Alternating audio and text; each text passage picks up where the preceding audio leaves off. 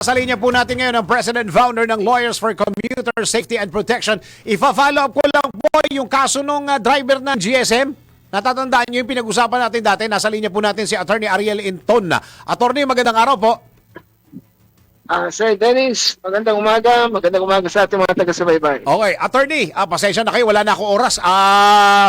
Kumusta na ho yung driver po nung Green GSM, yung pinag-usapan po natin dati, Attorney? Ifa-follow up ko lang po sana. Ngayon natapos na yung pandemic, nag-file na kami ng position paper, no, decision na ng LTFRB. Ayon din sa driver, tinanggal na daw siya ng GSM, pero kami sinasabi nga namin, hindi sapat yun. Kailangan din na mapanagot yung GSM dahil hindi lang isa, no? May unang ang complainant na driver din nila at ganun din ang kaso, sexual harassment. Ha? Etong kaso naman na hawak namin, ang depensa ng driver ay in love daw dun sa complainant. Ha? Hindi daw siya makatulog. Attorney, the same yan? Green GSM din yan? Oh, Green GSM din. So, ang sabi namin, hindi naman depensa yung pagmamahal mo. Kung mahal mo yun, bakit mo binastos? Oo nga. Ano nangyari daw? Ano nangyari, Attorney? Kung ano yung sinumbong, hindi nga lang natin masabi sa himpapawid dahil medyo malaswa, namin yung ginawa niya. Ginawa niya? Go ahead. Ang ano doon may pananagutan ba yung GSM for employing such kind of drivers? So, yun ang issue sa LTFRB. Okay. Ngayon, hinihintay lamang namin yung at ang complainant naman magsasampa rin ng kasong kriminal sa prosecutor's office laban doon sa driver kasi iba naman po yun sa kaso sa LTFRB. Nako. Ang point lang doon is ang amin pong nalulungkot lamang po ang GSM mukhang baliwala sa kanila dahil although hindi naman nila sinusuportahan yung drivers, paano sinasabi nila na hindi na yan. Samantalang yung complainant po, empleyado din naman nila. No, empleyado din nila yung complainant. No. Kaya kinakampihan nila yung driver, yung against an employee also of their company. At nangyari dun sa kanilang establishment. Nako.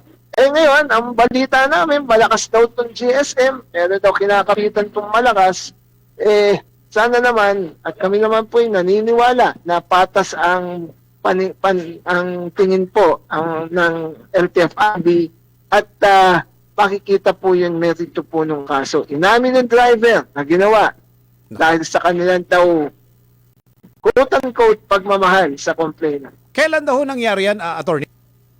2 beses po nangyari. Yung una, binaliwala nga ng complainant dahil nga driver naman to.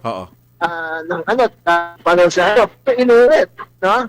Ngayon, pag sabi, meron ba kayong relasyon? Inamin naman ng lalaki, ng driver na wala naman silang relasyon. So, talagang, there was sexual harassment and GSM, as the employer, was control and supervision over the drivers, dapat managot siya. Kasi, dalawa na yung sumbong sa kanila at marami pa daw. At saka 2 beses nangyari yung pambabastos, Attorney. Ibang iba po. At ibang driver po yung complainant sa hawak namin, iba rin yung driver na nag-viral ng una. Oo, tama. So, halos magkasunod yan. Nako. Nako, paano kaya? Kanila bang ini-screen yung mga driver dyan? Balagaling driver, Attorney? Yun ang tanong Opo.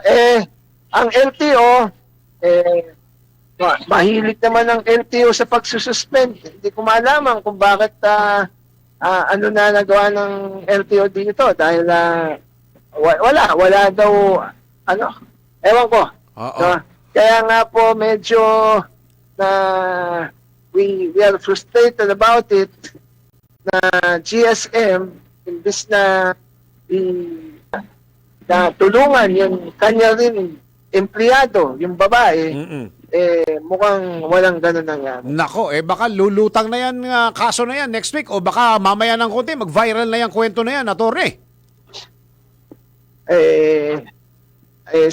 Dun sa babae, ang nais niya ay hustisya Oo. na dahil okay, may criminal liability, but what about yung employer nila, Oo nga, yung kawawa. GSM? Oo, It kawawa. happened sa kanilang teritoryo. Nako, oo Sa nga. loob ng taxi. Sa loob ng taxi. Ay, nako. Attorney, tatawagan ko po kayo ulit next week. Okay lang po? To talk about the new case. Okay Apo. lang?